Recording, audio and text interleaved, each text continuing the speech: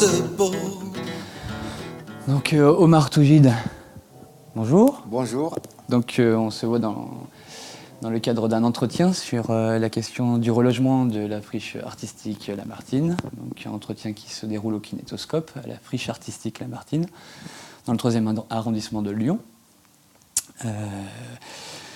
Cet entretien est filmé dans les conditions du direct, sans coupure, sans montage.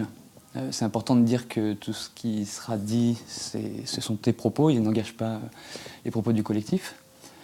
Voilà, qui es-tu ? Je m'appelle Omar Toujid. Je suis...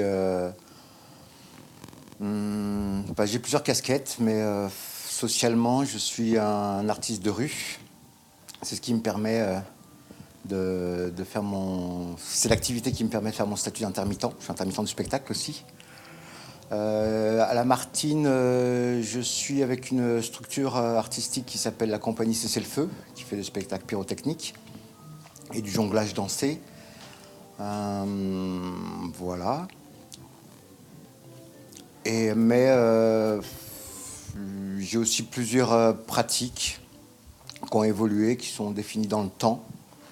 Mais principalement, je suis comédien, artiste de rue, mais je suis aussi danseur. J'ai des pratiques de vidéo, d'écriture. Tu le définirais plutôt comme un artiste ? Ou un créateur, en fait, ouais. Un créateur polymorphe. Et du coup, à la friche artistique Lamartine, tu y fais quoi essentiellement ? Toutes ces disciplines ? À Lamartine, c'est déjà l'espace d'activité de la compagnie Cessez-le-Feu, dont je suis membre. Cessez-le-Feu qui font du spectacle pyrotechnique, okay. Jonglage en feu. Ma première raison d'être à Lamartine, c'est d'être dans ce collectif-là. Donc avec tout le travail qui consiste à créer des spectacles, aménager un espace de travail, répéter nos créations et développer la dynamique associative au sein de cette structure-là. Au sein de Lamartine, vu que j'y suis depuis le début, c'est-à-dire 2010-2011, parce que j'étais aussi présent sur l'expérience de la friche RVI, j'ai eu plusieurs positions dans la dynamique associative de la friche Lamartine. Là, actuellement, je suis plutôt acteur sur le groupe de travail de la vie associative qui pose des questions sur la constitution du groupe d'acteurs associatifs et la réelle position de tous les adhérents. C'est-à-dire acteurs, c'est-à-dire plutôt les membres actifs, tu veux dire, les gens qui...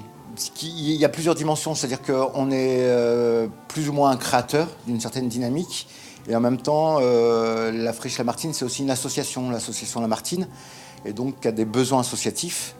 Donc je suis aussi acteur de cette dynamique associative. Et là, actuellement, je suis dans ce groupe-là qui les modalités d'implication, qui essaye de re-questionner l'équilibre entre contribution et rétribution d'une présence à Lamartine. C'est quand même une expérience complètement expérimentale.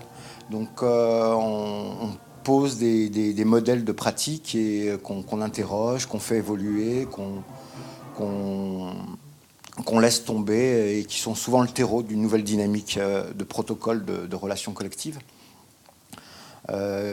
Sur les années précédentes, j'étais plusieurs fois membre du collège, qui est un peu le bureau associatif, qui est l'acteur, la cheville opérationnelle sur le quotidien, dans le rapport sur les questions du dedans-dedans, entre les acteurs de Lamartine, et aussi avec l'extérieur, c'est-à-dire en premier lieu avec les institutions, la ville de Lyon, mais aussi tout le tissu associatif et culturel du bassin lyonnais, voire plus loin. Et puis aussi le territoire, les citoyens qui sont dans le quartier de Montchat où se trouve la friche Lamartine. Donc moi j'étais engagé dans plusieurs groupes, notamment celui des partenariats. Avec l'extérieur. Avec l'extérieur, ouais, par partenariat plutôt culturel, institutionnel dans la logique du collège.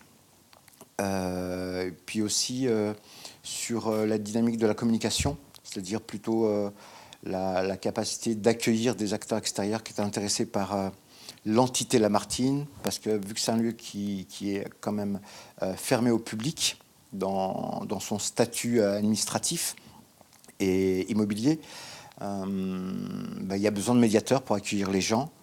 Et j'ai un grand plaisir à le faire parce que j'ai beaucoup arpenté la friche, je connais ces grandes autoroutes et puis aussi ces coins cachés.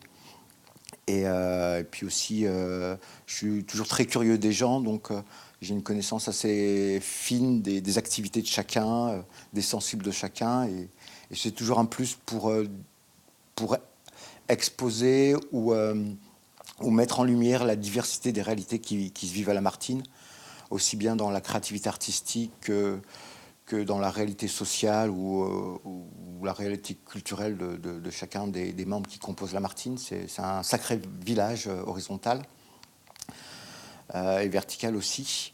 Voilà, je suis un homme de contact, je suis un homme de rencontre, je suis un homme d'échange. Et qu'est-ce qui fait que la relation avec l'extérieur, qu'est-ce qui t'attire là-dedans en fait c'est quoi? C'est plutôt ton côté activiste, artiste activiste qui fait que tu as envie que les gens en fait, ne se fassent pas des idées ou des représentations de ce qui se fait à la Friche Lamartine, enfin, un désir de communiquer sur le collectif. Qu'est-ce qui t'attire là-dedans? Déjà, étant donné que le lieu n'est pas ouvert en permanence, les gens font des projections. Il y a des oui-dire, il y a des connexions. La Friche est quand même un organisme assez dense, avec plus de 200 adhérents permanents. On accueille aussi beaucoup de résidences, de structures artistiques extérieures au permanent de Lamartine. Donc il y a un va-et-vient et il y a comment dire, une sorte de vision, de réalité de Lamartine qui est tout le temps en perpétuelle actualisation. Donc il me semble que c'est toujours important d'apporter un peu plus de clarté et de lumière sur cette complexité, parce que Lamartine, je peux l'exposer à travers mon regard, mais il peut y avoir 200 regards complètement différents, voire antagonistes au mien. Donc c'est partager un peu le maximum de ma connaissance de Lamartine, de ma maîtrise de Lamartine, pour que les gens se fassent leur propre opinion, et puis surtout pour leur révéler un peu toutes les richesses inconnues. Donc beaucoup de gens n'imaginaient pas qu'il y avait des artisans à Lamartine, beaucoup de gens ne savaient pas qu'il y avait des pratiques autour de l'image et de la vidéo principalement à Lamartine. Ça a été perçu comme un squat?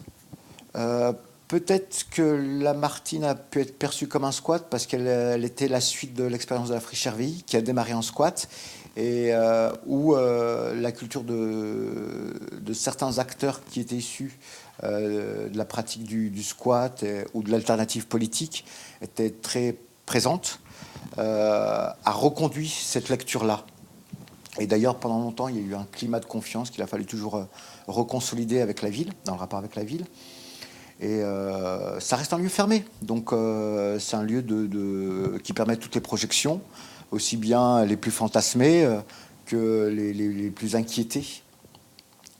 Et puis c'est aussi pour moi l'occasion de rencontrer aussi des gens qui ont des backgrounds complètement différents, que ce soit un acteur culturel qui présente une forme d'outil de médias, que ce soit de la presse écrite ou de la télé, que j'ai accueilli une télé locale comme TLM ou une télé nationale comme TF1, on a un acteur différent, et donc du coup, moi je suis dans une rencontre neuve et fraîche, et pour moi c'est un moment de vie, c'est un instant vivant.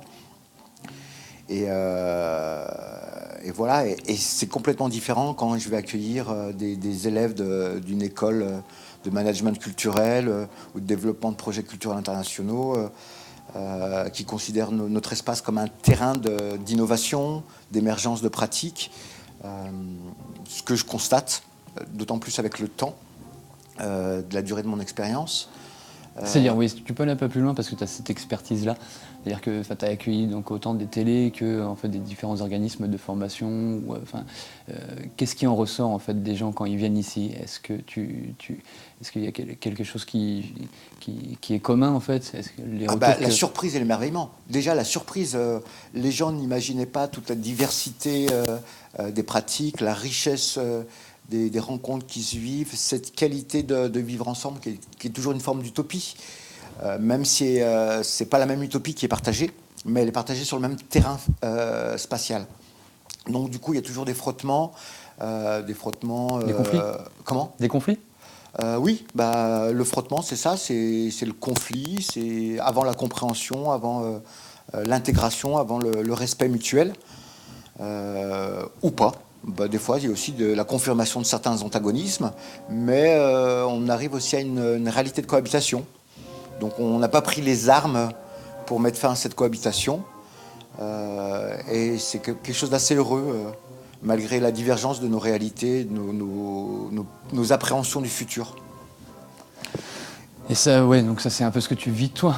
Mais du coup, ouais, c'est ça, c'est l'émerveillement. Enfin, quand les gens viennent ici, en fait, C'est la première étape. C'est déjà la découverte de se dire ah ouais, il se passe ça. L'émerveillement, il vient du fait de la découverte ouais. de stratégies de survie, c'est-à-dire comment on va construire un atelier de travail, un atelier de pratique, un atelier qui va être voué dans le fond, sans que ce soit toujours l'objectif, mais à une forme d'épanouissement personnel de l'acteur qui aménage cet espace. Et souvent, c'est fait avec des moyens de la précarité, et donc avec beaucoup d'imagination, avec beaucoup de rebond. Et ça, c'est toujours beau, en fait, parce qu'on voit une vie qui se manifeste, une vitalité qui trouve ses ressorts. Et les gens qui arrivent de l'extérieur, ils découvrent ça. Puis à travers ça, il y a aussi beaucoup d'expression, parce que un espace, c'est aussi du matériel. Et il y a des cristallisations, des compositions presque des espaces. Ce sont des natures mortes très vivantes, juste par rapport au matériel qui compose. L'espace de comment ça s'appelle, de l'Odyssée, avec tous son registre de vieux cuivre, l'espace de cessez-le-feu avec toute notre peluche, sur lesquels on met des nez de clown ou des bracelets à clous. Il y a une sensibilité, il y a des imaginaires qui sointent de ces espaces-là, et il y a une part de naturel, il y a une part d'enfance, d'innocence, et c'est beau de voir ça, parce qu'on vit quand même dans des sociétés qui s'uniformisent. Très bien. L'intérêt d'une friche artistique dans une ville comme Lyon? Chaque capitale européenne, parce que Lyon prétend à devenir une capitale européenne. Lyon, c'est un vieux projet sur lequel j'ai quand même pas mal craché avant de connaître un peu mieux certains acteurs, pas tous. Elle a intérêt à démontrer qu'elle contient un spectre culturel large, qui va de l'opéra à une culture underground, parce que l'underground d'aujourd'hui sera le mainstream dans 30 ans. Moi, je l'ai constaté à l'époque d'RVI. Il y a certaines pratiques que j'allais chercher au moment où on nous avait annoncé la fin de la friche RVI. Donc, j'ai fait un travail de recherche, de partenariat, de soutien. Je suis allé à des rencontres d'associations, enfin des associations à l'échelle nationale. Je suis allé voir d'autres lieux. Je suis allé voir d'autres expériences un peu alternatives en région Rhône-Alpes, même à l'étranger aussi. Et du coup, une capitale, elle doit regrouper tout ce spectre-là. Et Berlin a développé son image avec ses lieux alternatifs, Barcelone aussi, Londres aussi. Et Lyon, elle ne peut pas faire l'écueil de ça, même si elle sera tentée par une forme de benchmarking, avec des formes plus proches de l'industrie créative, où on va reprendre certains codes, mais pas avec le vrai background social des acteurs. C'est-à-dire qu'on va faire de l'underground avec des gens qui n'ont pas eu faim, parce qu'on a toujours eu des parents qui les ont protégés. Donc c'est une forme de vernis. Et la réalité des lieux réellement underground, avec une vraie identité underground, elle est importante pour une capitale culturelle. Et je pense que c'est l'intérêt de la ville de Lyon en termes de rayonnement. Après, on a une vraie réponse à tous les besoins d'espace-temps de travail pour tout le tissu en émergence, et d'ailleurs pas que pour les structures en émergence, parce que le désinvestissement financier des institutions culturelles fait que même des structures autrefois conventionnées se retrouvent à avoir besoin d'espaces de travail à bas coût. Donc du coup, le spectre aussi de la dimension structurelle des différents acteurs qui viennent vivre le lieu, il est large.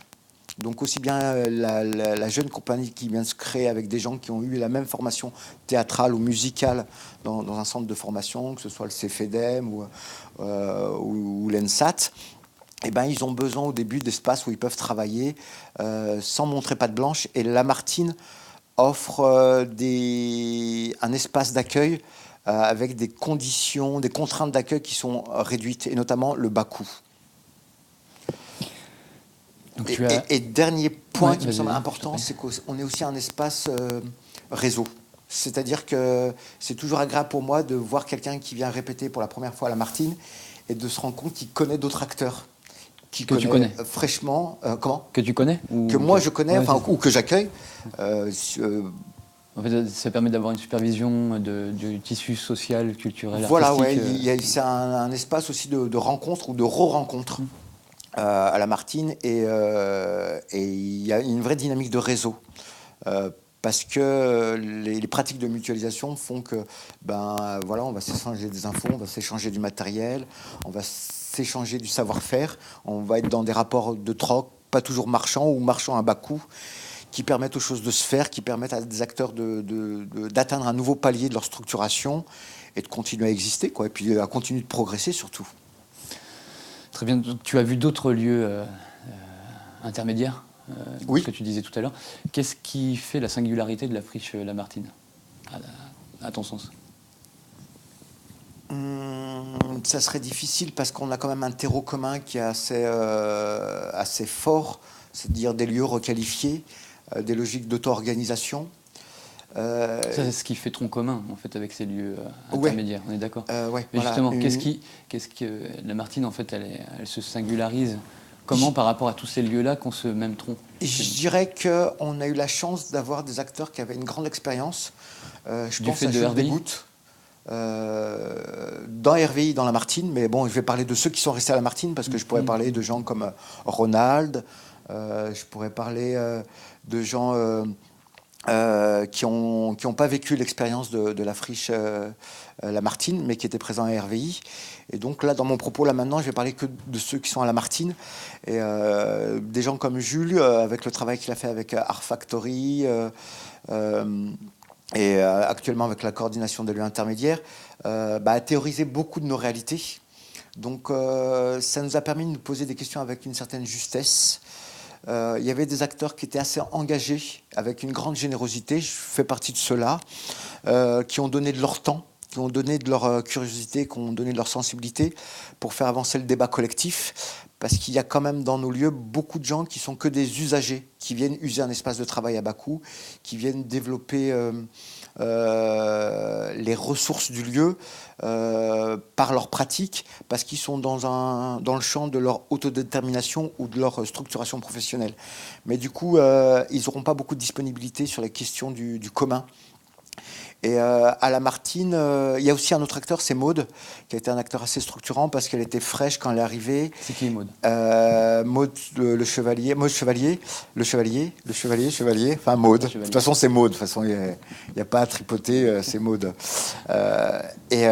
C'est quelqu'un qui a un sens de la rigueur, qui a une forme de générosité, mais aussi des certaines limites. Et elle a permis aussi de réguler un côté trop affectif, qui est un peu plus proche de ma nature, et poser des limites relationnelles. Et cet ensemble de choses, et puis d'autres acteurs, fait qu'à un moment, on a pu se poser des questions de l'ordre de l'interne. Parce que souvent, un lieu va se poser la question d'ordre extérieur, c'est-à-dire le rapport à la ville, le rapport aux professionnels du bassin culturel et associatif du bassin lyonnais, un rapport aux autres lieux. Et souvent, il y a vraiment un hiatus, un oublié, un impensé, qui est de comment on construit ensemble, qui on est, quels sont les rapports entre nous. Et à Lamartine, on s'est beaucoup posé des questions de cet ordre-là. On a eu un groupe de travail qui s'appelait Manière d'agir, qui posait les questions des rapports entre certaines valeurs. Et du coup, ça a permis de calibrer avec justesse notre identité interne. Et du coup, quand on allait vers l'extérieur, on était fort de cette identité, de la clarté de cette identité interne, ou du niveau de cette identité interne. Et ça a permis d'être impactant, en fait. Pas spécialement avec arrogance ou avec force, on n'avait pas plus de puissance, mais on était clair et ça rayonnait dans nos réalités. Et en plus, ça nous a donné une forme d'expertise, une sorte de sensibilité, d'acuité. Et du coup, de cette acuité, quand j'allais rencontrer des institutions ou découvrir d'autres lieux, j'ai pu développer ma pratique de hacker, c'est-à-dire pomper une pratique de hacker. C'est-à-dire que je voyais des protocoles ou des modèles de processus qui étaient en émergence, qu'une institution met dans son discours, parce que c'est en discours, c'est pas toujours en pratique, notamment les questions liées à l'écologie, les bonnes pratiques à l'échelle du Grand Lyon et la Courlie. Mais aussi dans des petites choses, c'est-à-dire comment ces questions-là, posées, résolues ou non posées et non résolues, se manifestent dans l'espace vivant. Et ça, du coup, ça m'a permis de l'observer et de voir les belles trouvailles qu'on n'avait pas eu à faire parce que peut-être notre environnement physique ne nous poussait pas à ça. Quand je dis ça, je pense qu'un Jamaïcain est peut-être moins rigoureux qu'un Allemand, et c'est lié à la géographie et au climat, sur de grandes générations, quoi, un grand nombre de générations. Et du coup, la réalité physique, elle nous impacte, et du coup, cette sensibilité à tous ces aspects-là m'a rendu fort de la capacité à savoir me nourrir. Ça m'a permis, dans les temps d'accueil, d'interroger des étudiants qui venaient utiliser la Martine ou la Friche RVI comme terrain d'étude, sensibles à leur qualité de journaliste, s'ils étaient étudiants dans une école de journalistes, autour de la psychologie, autour de l'urbanisme, de l'architecture, et toutes ces formes-là qui existaient dans nos lieux, et de pouvoir m'intéresser à ces champs-là, et de voir ce que je pouvais faire pour intégrer de ces notions-là dans notre quotidien, en tout cas de les amener en débat dans le commun. Par exemple, à un moment, sur l'année 2016, je me suis intéressé à la réalité des mouvements syndicaux en Europe. Et de ça, j'en ai déduit des carences qu'ils avaient dans ces trucs-là. Et on les a mis en pratique dans la Martine. C'était quoi les carences, pardon ? Par exemple, dans notre collège, c'était un pot commun, le bureau, le collège, tout le monde s'occupait de tout. J'ai amené la notion de délégation, c'est-à-dire que certains se sont emparés de la notion de relation humaine, le rapport avec séquencer les tâches, tu veux dire ? Oui, on a séquencé des missions, le rapport à l'institutionnel pour préparer le relogement, le rapport à l'organisation interne du collège. Est-ce qu'il n'y avait pas de nouvelles façons, des modes de pratique de communication non verbale à mettre en pratique pour pouvoir débattre avec passion, sans conflit, sans blessure relationnelle? On n'a pas toujours réussi. Mais du coup, il y a eu ces délégations-là. La notion aussi de budget délégué à des groupes de travail pour qu'ils aient une autonomie d'action et peut-être même une motivation à l'action, parce que le fait d'avoir un budget, ils pouvaient s'emparer de certaines missions, parce que juste la notion d'avoir une ressource pouvait définir la hauteur d'un projet. Ouais, une possibilité d'action. Voilà, une possibilité d'action, quoi. Donc, et je continue de faire tout ça, quoi. Là, et toujours par des rencontres. À un moment, la question de l'innovation. J'ai rencontré des spécialistes de ces questions-là, qui font de la formation dans le champ universitaire. Et je me suis questionné dans l'innovation. Quelle est l'innovation culturelle dans la Martine? L'innovation sociale, l'innovation presque humaine. Parce que moi, dans ma perception, la vraie vertu d'un lieu comme le nôtre, c'est un espace de transformation. Transformation professionnelle, transformation artistique et même transformation personnelle. Moi, j'ai vécu des transformations dans ces trois champs-là. à l'échelle individuelle.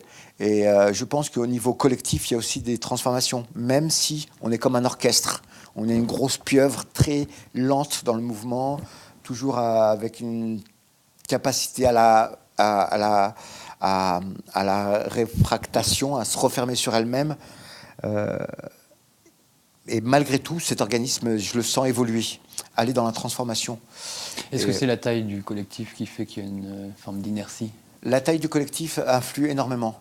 Plus un collectif est réduit, plus il va avoir un phénomène d'accélération. Ou en tout cas, les mécanismes de frein vont être moins importants. Par contre, quand on arrivera à des points de blocage, l'intensité des blocages sera plus importante avec un collectif réduit parce qu'il y aura une fusion entre l'identité associative, professionnelle et intime des acteurs. Et à un moment, je ne vais pas avoir un conflit uniquement avec, par exemple, un référent d'espace ou la coordinatrice de la Martine, mais j'aurai presque un problème personnel. Et il faut pas mal de recul pour identifier ça et accepter de continuer de creuser pour éviter ça, de personnaliser. Pas éviter ça, parce que l'idée, c'est pas d'éviter, c'est d'aller au fond du problème et de trouver une résolution plus analytique et pas personnelle, pas narcissique. Et on est quand même des entités humaines, avec des parcours de vie, avec des blessures, avec des utopies, des vœux, des rêves. Et on est fragile à cette échelle-là. Et c'est cet endroit-là qui est encore le plus sensible à creuser parce que c'est la nitroglycérine. Et on ne sait jamais à quel niveau de blessure on fait face. Et c'est complexe, mais c'est riche. Et quand on arrive à dépasser ça humainement, on arrive à... Ce que tu veux dire, c'est que tu côtoies le sensible en permanence, c'est ça ? On est complètement dans le sensible en permanence. On est des êtres humains, on n'est pas des machines. Malgré. Ma question, c'est est-ce qu'un lieu comme une friche artistique, en fait, exacerbe ça ? Plutôt que dans un rapport, tu vois, dans un lieu de travail traditionnel ou dans un truc plus institutionnel. C'est difficile de répondre en tant qu'une friche. Je pourrais répondre pour cette friche-là. Parce que chaque friche va être confrontée à sa réalité géographique et relationnel avec son environnement et aussi ses acteurs institutionnels. C'est-à-dire, on a réussi à créer un climat de confiance avec nos interlocuteurs institutionnels, la ville de Lyon et notamment avec Loïc Grabert. C'est le meilleur interlocuteur qu'on aurait pu avoir parce que ceux qu'on avait avant avaient quand même une arrogance assez marquée, des enjeux qui leur sont propres, mais qu'on a dû subir. Et avec Loïc Grabert, on a un niveau d'égal à égal dans le dialogue, et c'est un vrai bonheur, c'est du vrai miel, quoi. Mais ce que je veux dire, c'est que pour cette friche-là et pas pour une autre, ce qu'il y a, c'est qu'il y a différents niveaux et natures de pression.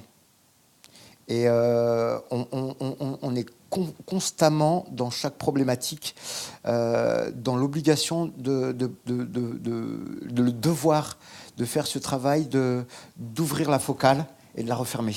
Parce qu'un problème entre deux personnes, il est aussi lié à la réalité de la friche avec son environnement plus global. Et même si c'est invisible à l'œil, c'est quand même perçu par le cœur et ça a une influence dans la problématique.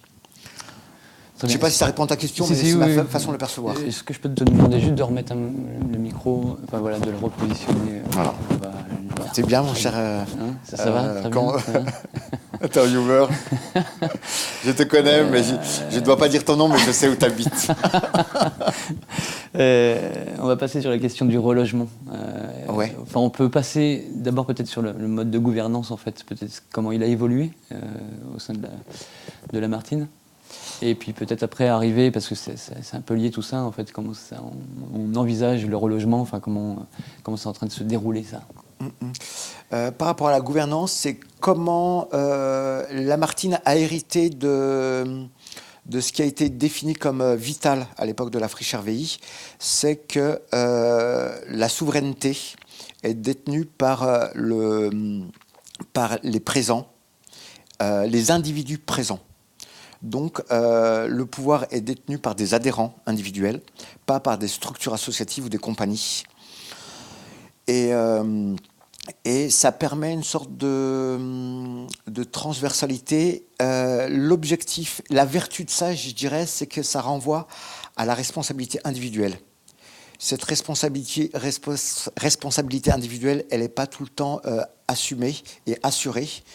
Notamment, quand je dis ça, je pense aux usagers qui sont permanents du lieu et qui ont une vision très utilitariste du lieu, qui serait dans une vision non pas de lieu intermédiaire, mais de fabrique partagée, fabrique artistique. C'est-à-dire on va partager uniquement le matériel, c'est-à-dire les murs, les outils de production, mais on ne va pas demander aux gens leur temps.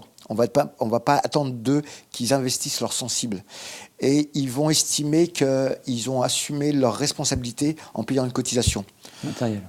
Seulement, le problème, c'est qu'on est dans des lieux où la participation aux frais communs, il est à bas coût, à basse échelle économique, et que normalement, ça doit s'équilibrer par un engagement dans le temps, et plutôt à un coût médian en temps. Et du coup, il y a toujours eu cette confrontation entre les acteurs, les porteurs de la parole d'un lieu de fabrique, les porteurs d'un lieu intermédiaire. Et ceux d'un lieu intermédiaire vont partir du principe que on parle tous plusieurs langues, qu'on a tous plus ou moins des incompréhensions dans nos modes de communication, dans nos modes de pratique, dans nos sensibles au sens large, et que on peut peut-être pas parler de tout avec tout le monde, mais si on regroupe le cercle, si on a un cercle de dialogue plus grand, on aura plus de traducteurs. Et ce commun-là, c'est quelque chose de très fort en termes d'éthique, parce que ça parlerait d'une société où il n'y aurait pas de caste, il n'y aurait pas de hiérarchie, il y aurait une très grande transversalité, une très grande porosité. Et cette réalité, elle est dure à mettre en place parce que les gens sont confrontés à leur grande pénurie, c'est celle du temps, par rapport à leur réalité économique. Donc, ils ont du mal à donner du temps parce que ce temps ne leur rapporte pas. Et malgré le fait qu'ils en aient beaucoup, ils sont avares de temps. D'autres ont des réalités familiales qui sont complexes, ils sont parents, voilà, et tout ça fait que ça fait une pression sur le temps. Et il y a aussi la réalité aussi, professionnelle.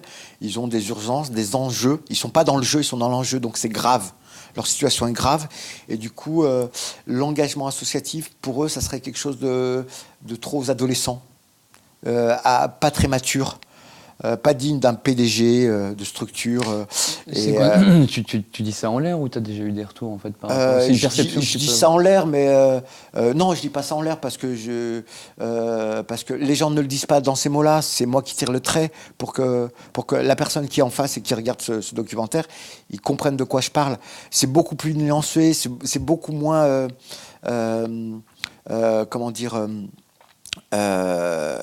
révélé pour les gens. Mais moi qui ai eu... je suis une éponge émotionnelle, je suis une éponge dans le rapport aux gens. C'est pour ça que j'ai autant de facilité au contact, parce que j'absorbe tout ce qu'ils sont. Tu as une empathie, quoi. J'ai une empathie très forte, et c'est mon problème dans un lieu comme ça, parce que ça m'a noyé. Et du coup, je vois les gens, en fait, je vois les gens, je vois ce qu'ils sont, je vois ce qu'ils ne disent pas, quoi. Et même s'ils le disent pas, je vois ça. C'est une richesse, mais c'est aussi des freins. C'est les deux en même temps. Donc du coup, la gouvernance, elle a eu toujours du mal parce qu'il y avait des acteurs de ces deux grandes dynamiques. Et là, il semble que les acteurs de la vision fabrique partagée ont eu pendant très longtemps beaucoup de confort, le beau rôle. Je dis pas que ce sont les méchants de l'histoire. Ils sont toujours les gentils de leurs films. Mais dans notre réalité et dans le monde globales qui nous entourent, on ne peut pas les laisser agir de la sorte, parce que d'une, ils ne nourrissent pas économiquement le lieu, ils ne payent pas plus le lieu, ils ne font pas un travail de rayonnement, c'est-à-dire ce ne sont pas les managers dans le rapport à l'extérieur. En tout cas, la plus-value que leur apporte la Friche Lamartine dans leur activité, le bas coût, l'accessibilité. Il n'y a pas de contre-don, tu veux dire? Comment? Il n'y a pas de contre-don. Il n'y a pas de contre-don. Le contre-don est peau de chagrin, est très pauvre, parce qu'ils estiment qu'ils ont payé leur cotisation à 1,15 € du mètre carré par mois. Et c'est 1/10 de la réalité du monde réel. Et moi, je trouve que c'est une vraie insulte à ce qui, pour moi, est important, ce sens commun. Parce qu'ils s'estiment déjà dans la responsabilité, et c'est pas la vraie réalité. Et le monde réel fait que leur tendance, elles portent pas leurs fruits parce qu'ils la nourrissent pas. Et donc, du coup, actuellement, les acteurs de la vision intermédiaire, d'une friche intermédiaire, d'un lieu pluridisciplinaire, plus croisé et poreux, on continue de travailler malgré des phénomènes d'usure. Moi, j'ai vécu des phénomènes d'usure. J'ai beaucoup donné. J'ai perdu le sens parce qu'à un moment, je donnais beaucoup et à un moment, je ne savais plus à qui donner, pour qui.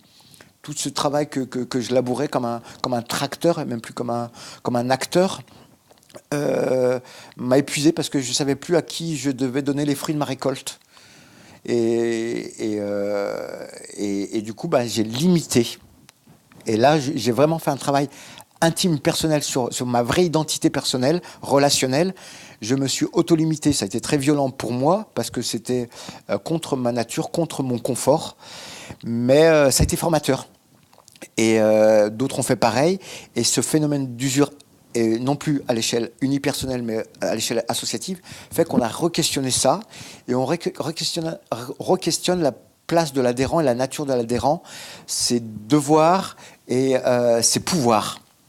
Et là... Comme un citoyen, quoi. Comme un citoyen. Mais là, je pense qu'on le fait avec une sorte d'exigence, d'égalité, qui, pour moi, est très propre à une culture française.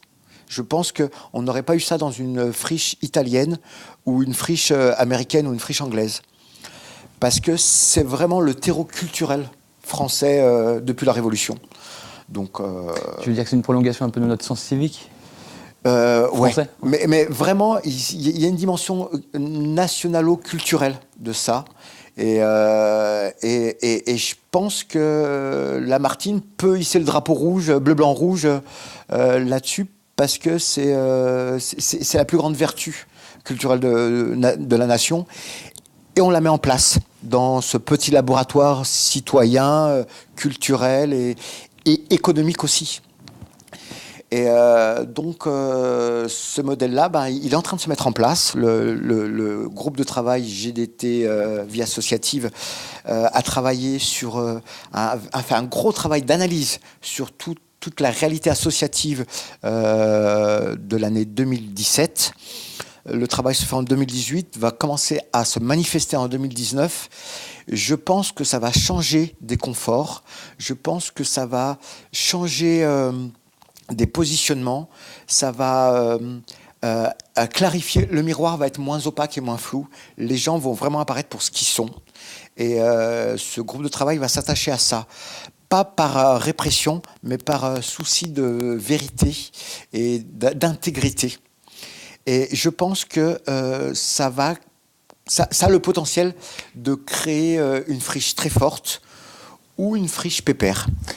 Et est-ce que ce modèle-là, d'après ce que tu me dis, en fait, il est plus ou moins en phase donc là, réfléchi, en phase d'expérimentation sur l'année 2019. On va arriver sur le relogement. Est-ce qu'il a vertu en fait d'être appliqué en fait dans la nouvelle friche, enfin dans les nouvelles friches, si on avait à parler. Je pense que oui. Oui, et vraiment oui, et oui, parce que c'est un problème de fond. Comme je te disais, la force de Lamartine, ça a été de se poser des questions internes, d'aller chercher son trou du cul pour voir s'il y avait de la merde, parce que ce trou du cul, c'est un espace impensé, c'est un espace qui est de l'ordre du privé, comme on pourrait dire les violences conjugales dans nos sociétés, ou la pédophilie, ou l'excision, ce sont des monstres, et qu'à un moment, il faut vraiment aller les chercher, ces putains de monstres, parce que ces monstres, ce sont Faut pas les mettre sous le tapis, quoi. Ouais, ce sont des choses que si on les met sous le tapis, elles gonflent. Elles gonflent. Et c'est un peu la folie, c'est ça, c'est l'humeur qui gonfle. Et le fait de s'attaquer à ça, eh ben, on va s'attaquer à une vraie blessure, blessure, on pourrait dire ça, et un vrai frein sociétal. Et là, du coup, on crée dans notre ADN quelque chose de fort. Je dis que la force de Lamartine, c'est travailler son interne. Et si cet interne-là, il est vraiment pur, Est-ce que clair... tu peux l'atteindre, ça, la pureté? J'en sais rien. Ça, c'est pas mon enjeu, c'est l'enjeu du collectif. C'est par rapport au terme que tu dis. Moi, je suis obligé d'essayer de faire ce que je peux. Je suis obligé de faire ce que je peux avec sincérité, avec la sincérité de mes moyens. Avec son éthique, avec ton éthique. Avec mon éthique, mais mon éthique n'est pas l'éthique du collectif. Donc moi, j'ai mis énormément d'eau dans mon vin, même si je ne bois pas d'alcool. J'ai mis beaucoup d'eau dans mon jus de raisin pour accepter que la fermeté allait devenir de la dureté par étapes. Ok, j'entends. Parce que cette dureté va devenir une forme de résistance, d'endurance à l'extérieur. Et que si on ne s'attaque pas à ça, nos lieux deviennent de plus en plus petits. RVI, c'était 40 000 mètres carrés. Lamartine, c'est 3 500 mètres carrés. Le futur lieu, je ne sais pas comment on va l'appeler, ça va être 2000 mètres carrés.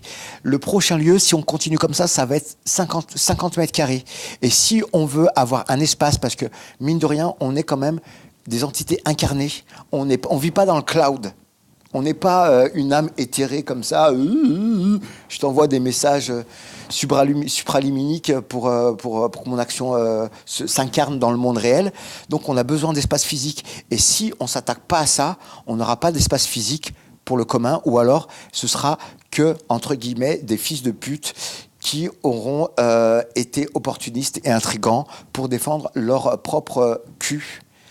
Moi, je défends un commun parce que c'est ce commun qui fait vivre et j'ai besoin que ce commun reste large. Donc, ce que tu veux dire, c'est que plutôt que, pas par fermeture, mais enfin, en tout cas, d'avoir des conditions d'accès un peu plus drastiques, enfin, ou de faire un mode d'organisation plus, comment dire, plus fort, en fait, c'est ce que tu penses qui fera que on pourra continuer à sauvegarder en fait le nombre de mètres carrés en fait qu'on nous alloue par la ville parce qu'on a un gage de sérieux en face. C'est un peu ça ce que tu es en train de dire. C'est pas qu'on a un gage de sérieux, c'est qu'on a un gage de comment ça s'appelle, d'utilité au-delà de l'utilité, c'est qu'on a une cohésion et une cohérence. C'est que ça a du sens ce qu'on fait, c'est ça? C'est qu'on est dur, qu'on n'est pas... c'est solide, quoi. On est solide, on ne nous écrase pas, on n'est pas des paillassons. Et les stratégies d'intrigants, elles ne portent pas ses fruits dans la durée parce que c'est des opportunités. C'est l'opportunisme. Et l'opportunisme, je veux dire, tu gagnes la jour, mais tu perds la nuit. Et moi, j'ai envie de rester vivant jour et nuit et jusqu'à demain. J'aimerais être à la retraite dans des lieux alternatifs comme ça, parce que si je défends cette cohésion et cette cohérence, ça va défendre une dimension spatiale. Et cette dimension spatiale, on intègre des règles dures mais basiques pour laisser de l'émergence à des tas de libertés, à des tas d'innovations, à des tas de créativité. Et si on ne se bat pas à cet endroit-là, eh ben, ça veut dire qu'on accepte toutes les formes de normalisation qui arrivent dans la technique des espaces, dans la technique administrative, dans la rationalisation artistique, et dans toute forme de... Et on va devenir des putains de robots complets nourris à la silice. Et la friche Lamartine, c'est pas la Silicon Valley, quoi. Donc ce que tu veux dire, c'est qu'il faut un peu de rigueur pour sauvegarder un idéal? Il faut avoir de la rigueur pour avoir du jeu. Et pour avoir du jeu, contrairement à l'enjeu. Et l'enjeu, ça devient l'urgence, ça devient la guerre. Donc moi, je défends l'idée d'un jardin d'enfants. D'un jardin d'enfants avec des règles de guerrier. C'est-à-dire que les enfants ont des guns chargés. Ok, pa, pa, pa. Mais parce que sinon, moi, je meurs. Moi, je meurs dans mon futur. Et si je tire le trait, si mon futur meurt, eh ben, peut-être que je vais devenir un radical d'extrême gauche, ou je vais devenir un radical islamiste, Alors, ou je vais devenir un fou. Donc ce que tu es en train de dire, c'est qu'est-ce la friche Lamartine, elle vient t'impacter comment, justement, pour ne pas partir dans une forme de radicalité? Est-ce que c'est la rencontre des gens qu'il y a ici, la possibilité de rencontre, le pluriel C'est con à dire, c'est presque, je veux le dire comme ça parce que c'est joli que je suis en mode je m'en bats les couilles, c'est que je suis obligé de faire la guerre pour sauvegarder la poésie. Très beau. Tu vois. Et si je fais pas cette guerre, cette poésie meurt et c'est une âme d'enfant qui disparaît avec ça. Et moi, c'est cette capacité à jouer qui me permet d'être créatif, qui me permet à me défendre et à toujours être résilient et face à l'adversité et à toutes les formes d'adversité qui existent. La prochaine, il nous reste à peine 10 minutes. La prochaine friche artistique, donc il y aura Tissot, il y aura la robinetterie, il y aura Planchon. Ouais, Pionchon. Planchon, c'est quelqu'un d'autre. Pardon, excuse-moi. On va avoir donc 3 espaces. Donc l'unité qu'il y avait jusqu'à maintenant, c'est-à-dire un espace, un endroit, un bâtiment, là il va être splitté en 3 espaces, enfin 3 bâtiments différents. Comment tu l'envisages et comment tu envisages de toute façon le relogement de façon globale? Je pense que c'était, on est en train de vivre quelque chose que Kepenekian voulait mettre en place dès le passage de Hervey à Lamartine. C'est-à-dire qu'il aurait voulu une sorte de friche start-up avec énormément de turnover. Cette vision-là, quelque part, elle est nécessaire dans un certain pourcentage. On a réussi à pas la vivre à l'époque de Lamartine parce qu'il fallait qu'on expérimente. Donc, il fallait qu'on ait notre tempo. Donc, sa vision à l'échelle d'une capitale culturelle, elle n'était pas à l'échelle d'une friche parce qu'on devait développer ça en interne. Et je pense que ça va se vivre parce que vu que la ville nous donne moins d'espace, parce que la ville, malgré le fait que je pense qu'on peut lui dire qu'elle nous donne de la confiance, elle nous donne quand même, pour moi, le véritable signe de la confiance, il est dans la durée. Dans la durée parce qu'il nous donne une perspective de 10 ans alors qu'on a eu des perspectives de 4 ans ou 1 an reconductible. Donc déjà, cette perspective de 10 ans, c'est un grand gage de confiance et de maturité de nos propres pratiques. Elle nous donne du foncier, parce que le foncier est vraiment couru et qu'ils auraient très bien pu faire une école à la place ou des crèches, et ils auraient eu un capital électoral plus fort là-dessus. Donc là, je dis big up, vous n'êtes pas des tocards. Et il nous donne une enveloppe qui pourrait paraître impressionnante, 1,5 million, qui en fait, à l'échelle de ce qu'on apporte à la ville de Lyon, est quand même un budget plancher, je dirais. Tu vois, par rapport à ma vraie lecture, et sans arrogance. Hein. Mais je suis d'accord avec cette somme plancher parce que les acteurs de Lamartine n'ont pas optimisé les ressources que la ville de Lyon leur a mis à disposition. C'est-à-dire, tu peux préciser ? Tous les gens qui étaient dans une logique de lieu-fabrique, et qui ont usé le lieu, mais qui n'ont pas mis le logo de Lamartine sur leur lieu, qui n'ont pas fait un travail de rayonnement à leur propre échelle, alors qu'ils font, je sais pas moi, 20 à 30 dates par an, et sur 200 acteurs culturels ou 60 acteurs culturels, bon, on arrive quand même déjà à 900 temps dans l'année de médiation au bénéfice de Lamartine et au bénéfice de la ville de Lyon ou de la région Rhône-Alpes, et ils ne l'ont pas fait. Donc on a perdu 900 occasions par 8, tu vois. Donc on a, combien ça fait ? Voilà, on a perdu 600 occasions de créer des bons points. Et du coup, la ville, je pense qu'elle est assez fair-play avec un budget plancher. Je suis d'accord, mais est-ce que le fait qu'on n'ait pas eu de RP, ce qui sera certainement le cas en fait, dans le prochain lieu, est-ce que tu penses que ça a un impact ? C'est-à-dire qu'en fait, on n'avait pas la possibilité d'accueillir des gens ici, et donc du coup, c'est-à-dire pas d'affichage non plus en extérieur, donc c'est-à-dire une possibilité de communication moindre. Oui, mais on contourné. Autant RVI, ça a été une culture du fuck-off, c'est-à-dire il y a un plafond de verre, et dès le début, on le pète en disant on est là et on va au conflit. Lamartine, ça a été un bon soldat, c'est-à-dire qu'on n'a pas pété le plafond, mais on a tout le temps mis de la pression sur le plafond, on l'a chauffé un peu le plafond, et c'est devenu une sorte de mur souple, malléable comme une membrane. Et donc, parce que ça fusionnait, c'était foisonnant dessous, et cette membrane, elle a eu de la souplesse. Donc du coup, là où il y avait des contraintes, on a contourné. On ne pouvait pas faire d'accueil avec de la communication sur l'espace public. On a fait de la communication sur de l'espace privé. On a régulé, on a autorégulé. Des fois avec l'accord de la ville, l'accord tacite de la ville. Hein, parce qu'ils savaient qu'on n'allait pas dépasser la mesure. Et que c'était aussi important pour nous de ne pas la dépasser. De ne pas la dépasser.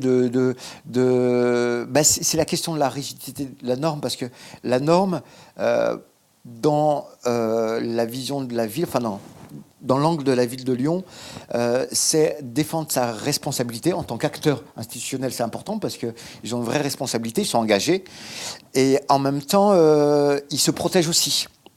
Donc il y a les deux. Donc nous, on s'est dit, bon, on les fout pas dans la merde, et en même temps, on n'assume pas toute leur chaîne. Tu vois, on n'est pas Houdini, ou alors si au contraire on est Houdini, on arrive à tout défoncer avec une épingle à nourrice et à garder un peu de liberté. On a su fabriquer aussi avec ces contraintes-là, ça a aussi fait émerger un festival qui a permis d'avoir un rendez-vous annuel. Oui, mais ça c'était complètement lissé. Hein. Ça, c'était... Ça, ouais. Moi je parle plutôt des concerts avec des skateurs dans le hall, voilà, qui étaient des temps magiques, d'accueillir des scolaires, des universitaires, alors qu'on n'avait pas encore...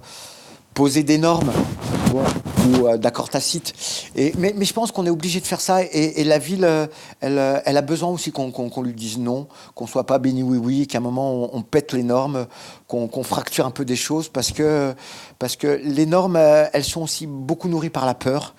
Et ma capacité à la fusion fait qu'à un moment, je m'oppose beaucoup aux freins des gens, leur capacité à voir le mal par anticipation, avoir une appréhension du futur toujours négative. Et même avec certains membres de la Martine, notamment avec moi, notre administratrice, qui nous apporte de la rationalisation, mais souvent par le spectre de l'appréhension. Et qu'à un moment, on va arrêter de flipper d'un coup, on va péter un coup. Voilà, où est le vrai problème ? Le problème est un peu fantasmé. Et qu'en fait, il est beaucoup lié à une pensée très unilatérale de la problématique. Et si on ouvre le cercle de parole, on peut être plus souple. Donc, pour résumer, ce serait soyons optimistes, soyons plus souples. Voilà, soyons plus souples. Et pour le relogement, je dirais qu'on a accueilli des gens dans des espaces, des équipes artistiques. Et là, vu qu'on accueille des pratiques, je pense qu'on va avoir des mobilités. C'est-à-dire que, par exemple, moi, avec ma compagnie Cessez-le-Feu et mes autres pratiques que j'ai développées de vidéo, de pratiques de musiciens, je vais à un moment faire mes répétitions de Cessez-le-Feu dans un lieu, mes constructions pour un projet d'art plastique dans un autre lieu de la Martine.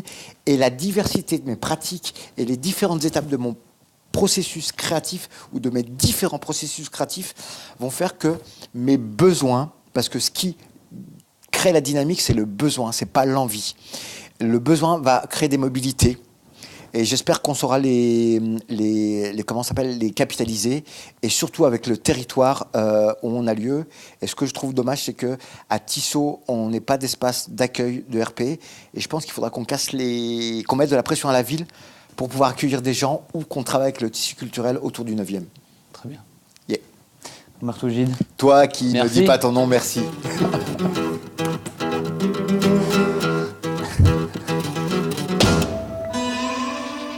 On a tous quelque chose de beau.